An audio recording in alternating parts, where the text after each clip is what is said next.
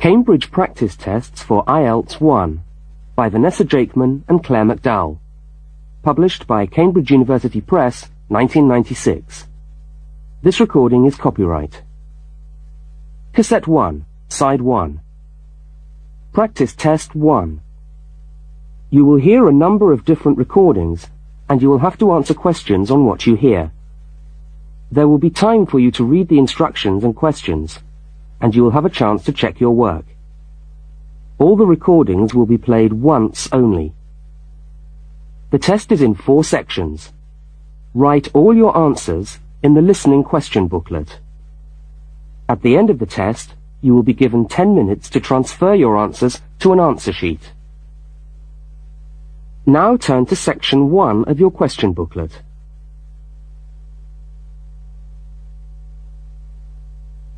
Section 1. You will hear a telephone conversation between a woman and a police officer. First, look at questions 1 to 5. For each of the questions, 4 alternatives are given. Decide which of the alternatives, A, B, C, or D, best fits what you hear on the tape, and circle the appropriate letter.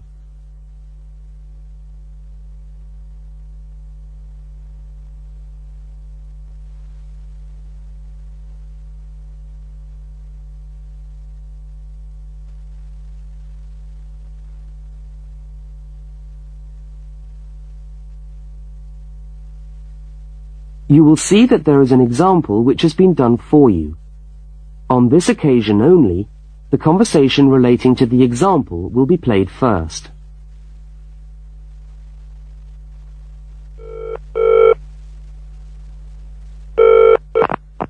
Good evening, City Police Station. Can I help you?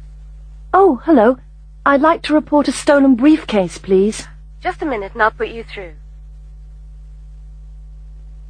The woman says she wants to report a stolen briefcase, so A has been circled. Now we shall begin. You should answer the questions as you listen, because you will not hear the recording a second time. Now listen carefully to the first part of the conversation, and answer questions 1 to 5.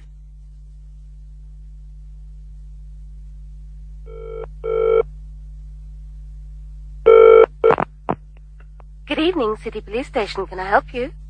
Oh, hello. I'd like to report a stolen briefcase, please. Just a minute and I'll put you through. Lost property, can I help you? Oh, yes. I've had my briefcase stolen. Okay, I'll take some details. Tell me what it looks like, first of all. Well, it's a soft leather one, you know, not a heavy box type like a man's. And how does it close? It's got buckles at the front, 2 of them. They're gold-plated ones. Fine. Was it locked? No, I'm afraid not.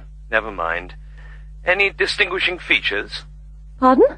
Any marks or badges on it that make it stand out? Only the brand name. And where's that?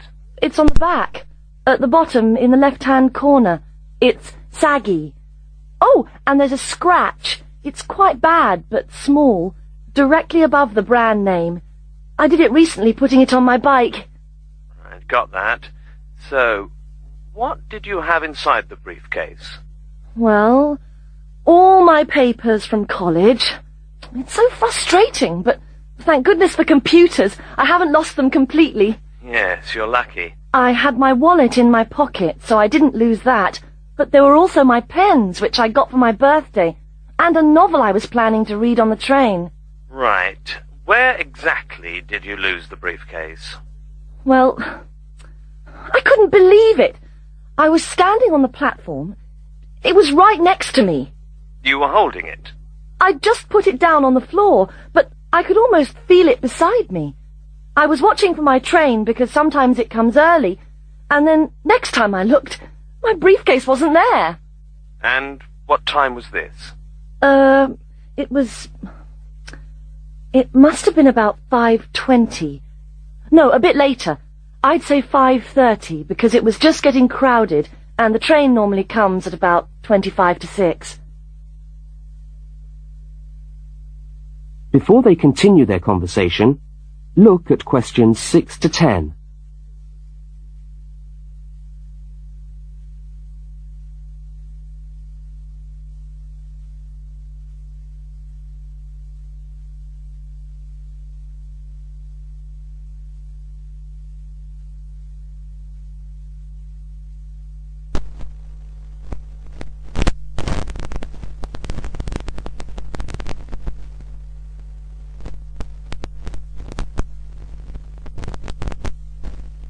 As you listen to the rest of the conversation, complete the form by filling in the numbered spaces 6 to 10. Right, if you'll just give me some personal details. Yes. What name is it? I'm Mary Prescott. Can you spell that? Yes, it's Prescott.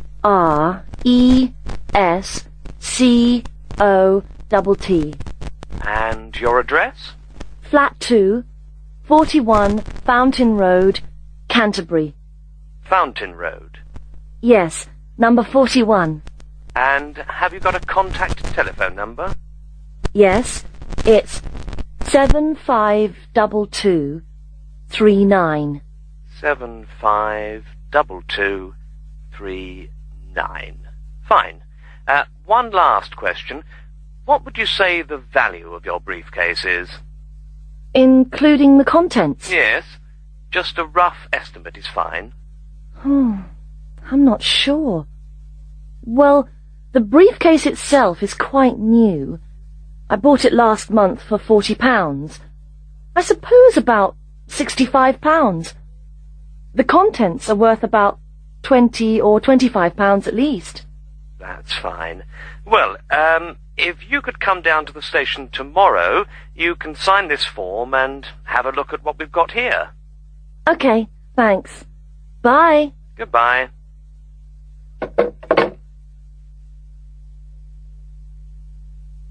That is the end of section 1. You now have half a minute to check your answers. Now turn to section 2.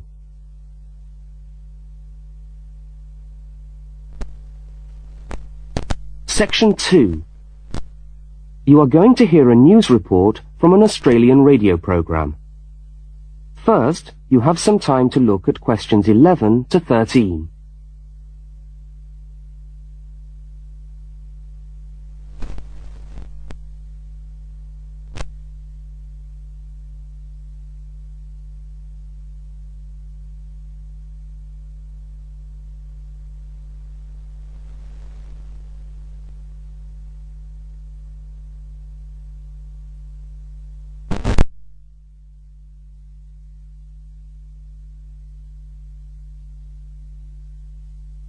Now listen to the news headlines and tick the 3 other items which are mentioned.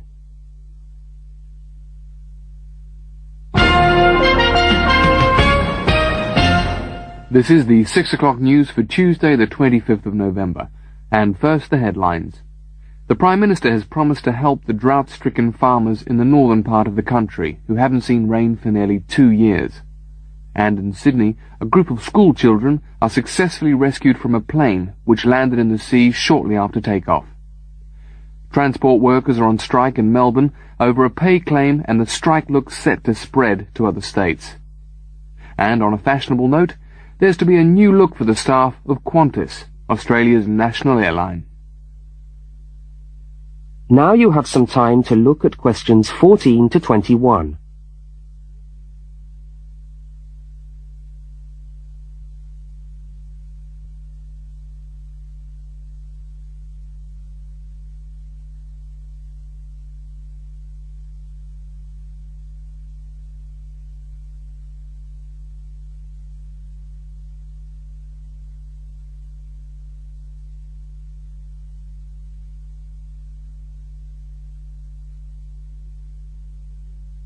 As you listen to the rest of the news, complete the notes in the spaces provided. The Prime Minister has pledged today that he will make $250 million available to help the drought-stricken farmers who have not seen rain for years get through the next 5 years. Money that was to have been spent on the restructuring of Sydney's road system has been reallocated to what the Prime Minister described as a more worthy cause. Farmers are to receive financial assistance to help see them through the worst drought in over 50 years.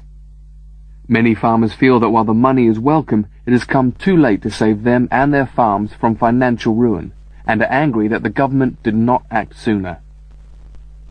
A group of school children who were travelling in a privately chartered aeroplane from Sydney to Queensland to take part in a musical concert found themselves swimming for the shore when their aeroplane had to land in the sea just 3 minutes after taking off from Sydney Airport. The pilot managed to bring the aircraft and its 50 passengers down safely in the calm waters of Botany Bay, where boats and pleasure craft were able to come to the rescue of the boys. The fact that it was a weekend meant that there were hundreds of boats in the bay enjoying the good weather, and this undoubtedly helped the rescue operation. "We owe our lives to the skill of the pilot," said one of the boys, but the pilot replied modestly that it was all part of a day's work. However, all their musical instruments were lost, and they never got to play at the concert. That is the end of Section 2. You now have half a minute to check your answers. Now turn to Section 3.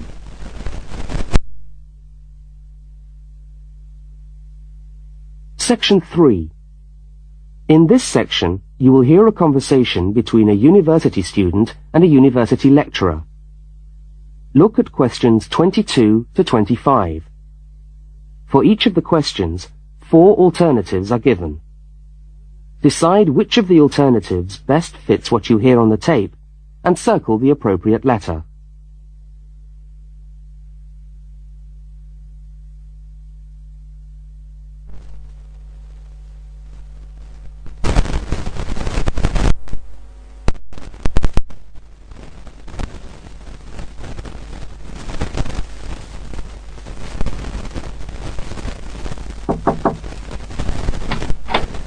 Hello. Can I come in? Oh, yes, come in. How can I help you? I was looking for the economics office. I've been all over the arts faculty building looking for it, but I could only find the School of Accounting and Economic History. Is this the right place? Yes, this is the School of Economics. Oh, good. I'm a new student, and I was wondering if someone could give me some information. Well, I might be able to help. I lecture on that program. What do you need to know? Well, quite a few things, actually. Firstly, how many lectures a week do I have to attend? Well, the Economics 1 course is a double unit. So there are 2 lectures a week and 1 tutorial. Oh. The lectures are scheduled for Tuesday and Thursday. What time? Let me see. You know, this information is all in the handout, which you should have received yesterday at the orientation meeting. Oh, was there a meeting yesterday? I didn't know about that. No one mentioned... Yes, there was. But never mind. Now, lectures are at 4 in the afternoon. Ooh, 4's a bit late. I've got a part-time job that starts at 4:30. Well, you can't be in 2 places at once, can you? And attendance at lectures is necessary. We expect at least 90% attendance at this university, you know. 90%? That's high. Do they enforce that rule? Yes, we do. We're pretty strict about it, actually. And what times have been set down for the tutorials? Do you have that information? That's a very well-attended course, so there's a number of tutorial times. Monday, Wednesday and Friday, all at 9 o'clock. Yours will be allocated at the first lecture. Can't I choose the time? Maybe, maybe not. You'll have to talk to the lecturer on the course. Dr. Roberts is his name. Oh, okay. Now look at questions 26 to 31.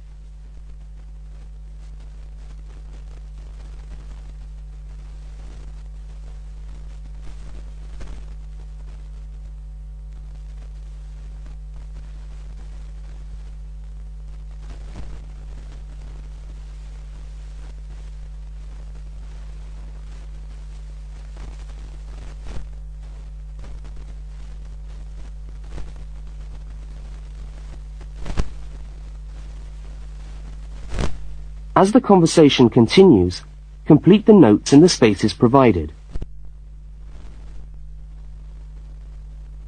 Anything else I can help you with while you're here? Well, yes, actually. Do you know what the course requirements are? I mean, how much work is expected for this course? Well, you have to complete a tutorial paper. What does that involve?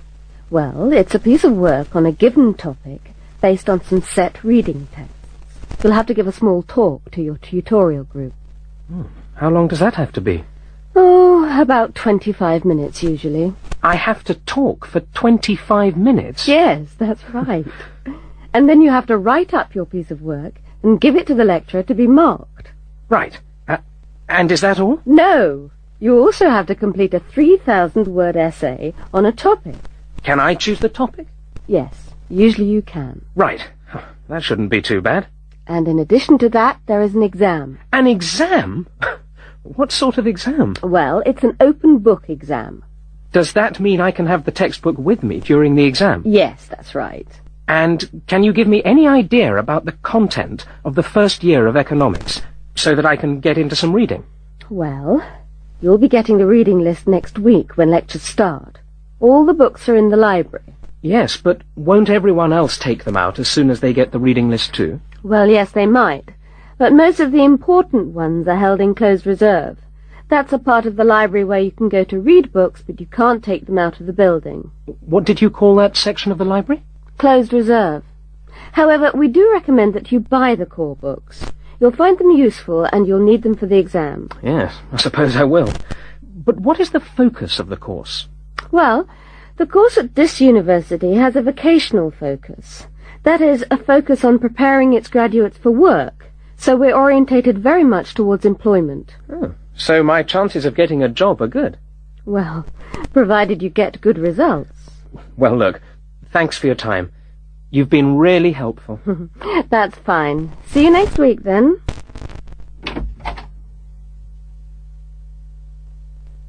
That is the end of section 3. You now have half a minute to check your answers. Now turn to section 4. Section 4. You will hear a talk given by a university lecturer about the structure of the university. First, look at questions 32 to 36.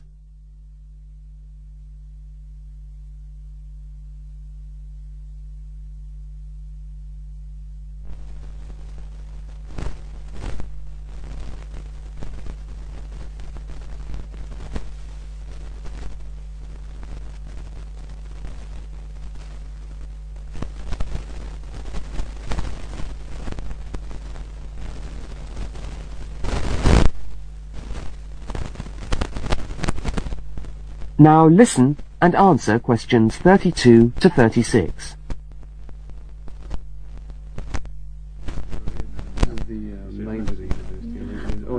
Good morning and welcome to the University of Westlands.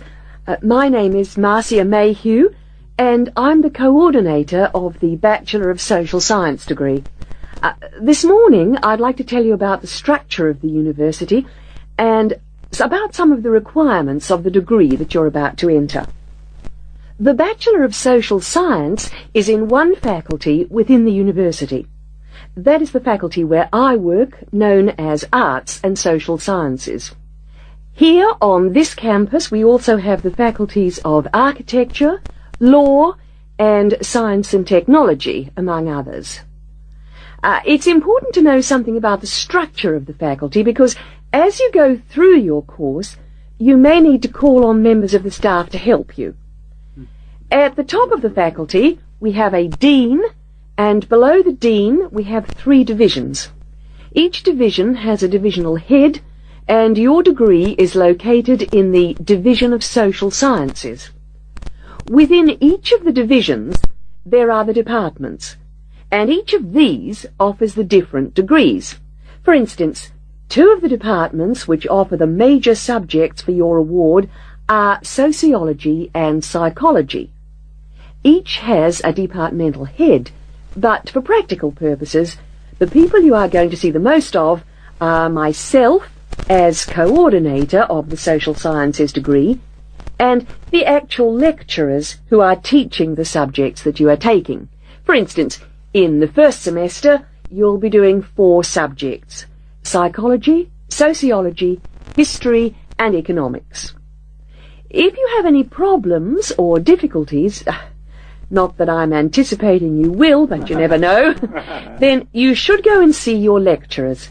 For instance, you may find that you can't meet a deadline for an essay, or perhaps you're having problems with attendance. These seem to be the 2 most common problems that students face.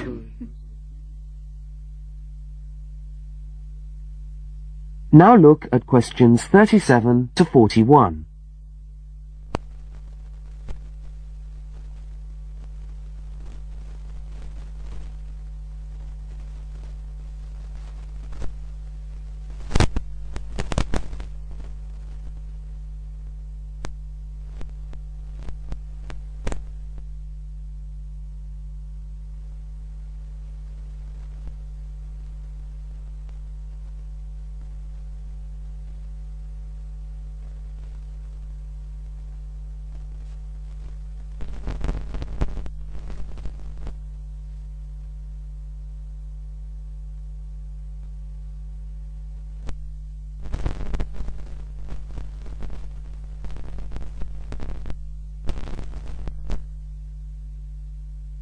As you listen to the rest of the talk, answer the questions 37 to 41. If your lecturers are unavailable, you can always come and see me in my office. I'm available on Wednesday and Thursday mornings and on Friday afternoons. Outside these hours, perhaps you could ring the secretary and make an appointment. Now, you'll note that all of the subjects which you undertake in the first year are composed of lectures and tutorials. A lecture is about an hour long, and a tutorial usually runs for about 2 hours. A lecture is rather like what I'm doing now, where one person will talk to all of you together on a subject. Now, we do ask you to try to attend the lectures. A tutorial is perhaps where most of the learning occurs at a university. You will be divided into groups of between 12 and 15 students, and each week one of you will have to present a piece of work to the group as a whole, and then the group will discuss what you've said. It's this discussion, this exchange of ideas, which really constitutes the basis of university learning, in my view. Listening to lectures in many ways is just giving you information that you could access for yourself in the library. But the discussion at the tutorial is very important. This doesn't mean that you shouldn't go to the lectures, though. Other factors to be particularly concerned about are the structure of essays and delivery of written material. And in particular, I would like to mention the question of plagiarism. Plagiarism is taking other people's work without acknowledging it. That is, without saying where it comes from. Now, of course, all essays are based on research done by other people, but you must remember to attribute the work to the original writer. And while it's a good idea to work with other people, don't hand in work which is exactly the same as your friend's work, because we will notice. If you don't acknowledge the source of your information, then you run the risk of failing the subject, or in very serious cases, you might be denied entry to the university. Last but not least, stay in touch with us. If things are getting you down, don't go and hide. Come and talk to us about it. That's what we're here for. Right. Thank you very much for coming along today.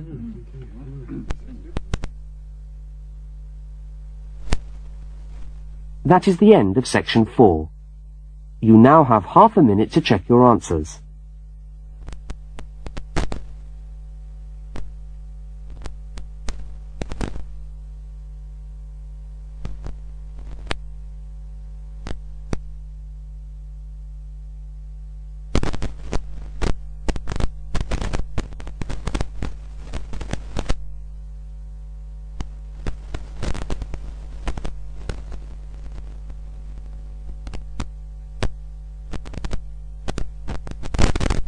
That is the end of the listening test. You now have 10 minutes to transfer your answers to the listening answer sheet.